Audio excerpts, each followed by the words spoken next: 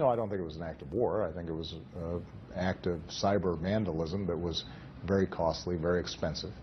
We take it very seriously. We will respond proportionally, as I said.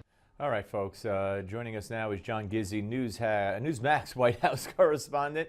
John, always great to talk to you, sir. That was the president talking to Candy Crowley. You know, it reminds me of Van Jones, Obama's kindred spirit, who called the protesters the looters and the thugs in Ferguson a bunch of knuckleheads. So a state like North Korea attacking a U.S. corporation the way they did and threatening us with more attacks, that's not an act of war. It's just vandalism. I can't even believe what I hear anymore. No, and quite frankly, the president could have given a lot more information on it. One of my colleagues in the press room during the press conference Friday remarked, "Are they sure North Korea knows how to open windows?"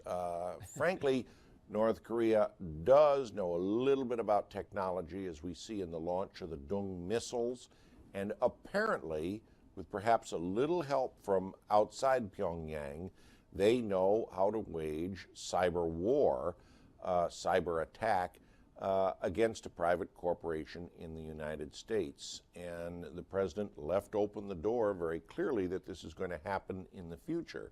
Now the question is, how many attacks have to happen? How many Sonys are there going to be before we develop some kind of a response to them? That's going to be a big question coming up when the president returns. Absolutely, because North Korea is now threatening more cyber attacks if we dare to respond to this one. And we heard the president say to Candy Crowley also on Sunday that there are going to be more, and we have to learn to deal with them. Now, how would we deal with the banks losing our records or the electric grid going out? I mean, he's very, cavalier about this, but this is serious stuff.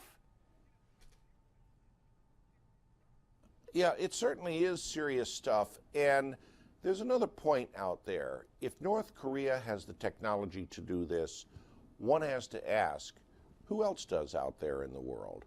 Now again, a lot of these things are speculated on and eventually we find out, but all too often we find out when the damage is done or after the damage is done. And I do think we're going to hear a lot more about this come January, and it's going to be, frankly, at the top of topics that Press Secretary Josh Earnest is asked about. All right, let me ask you about this. The president at the press conference made a vow. He's going to continue to improve the lives of Americans, is how he framed it, by taking executive action wherever and whenever he can if Congress won't cooperate.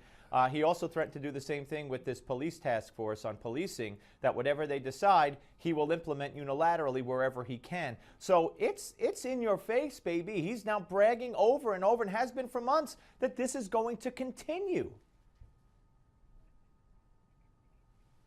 All right, first of all, Steve, as a student of history, I can tell you, this is not uncommon for lame duck presidents, particularly when they face a Congress that is hostile to them.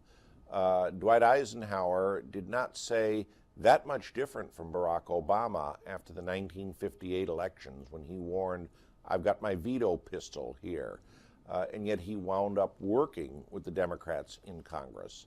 Obama has shown no inclination of doing that right now, and I have to say that when the new Republican majority comes in, one is going to see executive action on immigration and more recently executive action on the new policy toward Cuba, closely scrutinized by the branch of government who trumps executive action, and that is the legislative branch, the Congress of the United States. Well, remember, any act passed by Congress can override an executive order. No, absolutely. It's just as well, we'll just have to wait and see what happens. Hey, John, always great to talk to you. Have a great Merry Christmas, and I love the hat. Next time you come back with the hat again, and we'll speak to you soon.